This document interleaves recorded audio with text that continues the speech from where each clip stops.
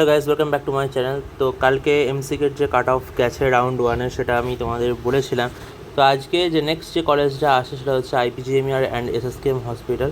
তো তার যে কাট অফ রাউন্ড ওয়ানে গেছে সেটা তোমাদের ডেসক্রিপটিভভাবে প্রত্যেকটা ক্যাটাগরি ক্ষেত্রে স্টেট র্যাঙ্ক এবং এআইআর আর মার্কস ধরে কিন্তু আমি আজকে বলবো।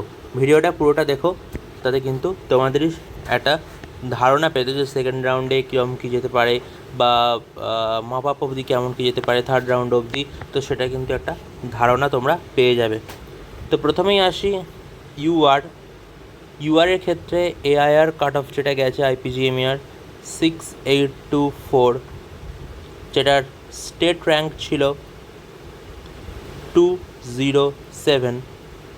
আর মার্কসের কথা যদি বলি তাহলে মার্কস ছিল 681। ফর ওবিসি এ 12,766, তোমাদের স্টেট র্যাঙ্ক যেটা ছিল 468 এবং মার্কস ছিল 670। নেক্সট ওবিসি বি এর কথা যদি বলি তাহলে 12,055, 438 এবং 670। তো আগের এমসিকে ভিডিওতে যেটা বলেছিলাম যে এবারে কিন্তু ওবিসি বি এর কাট অফ কিন্তু ওবিসি এর থেকে হাই গেছে, কারণ ওবিসি এ ক্যান্ডিডেট এবারে কিন্তু যতটা এক্সপেক্ট করা হয়েছিল বা প্রতি বছর যতটা থাকে তার থেকে কিন্তু যথেষ্ট কম। তো নেক্সট যে ক্যাটাগরি যেটা ইডাব্লিউএস এবারে প্রচুর সুবিধা পেয়েছে বলা যায়, তাদের কাট অফ কিন্তু ফার্স্ট রাউন্ডে 20,253 for IPGMER and SSKM hospital. 831 ছিল তাদের স্টেট র্যাঙ্ক এবং মার্কসের হিসাবে কিন্তু সেটা 658।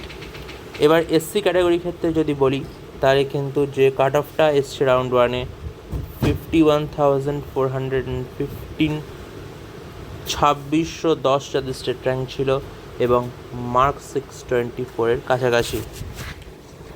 Next ST.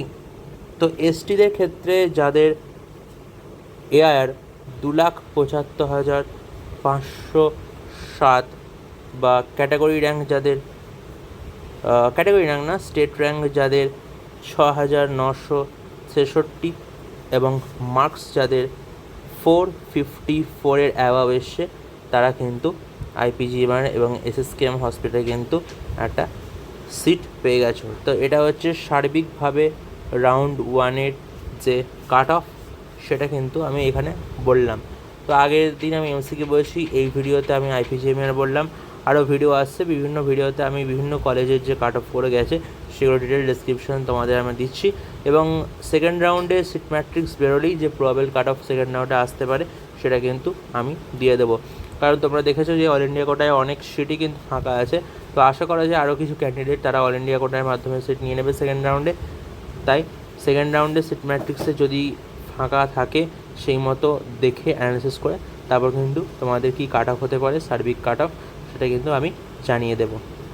তো এই ভিডিওতে এতটুকুই। যদি ভালো লেগে থাকে তাহলে please like, share and subscribe.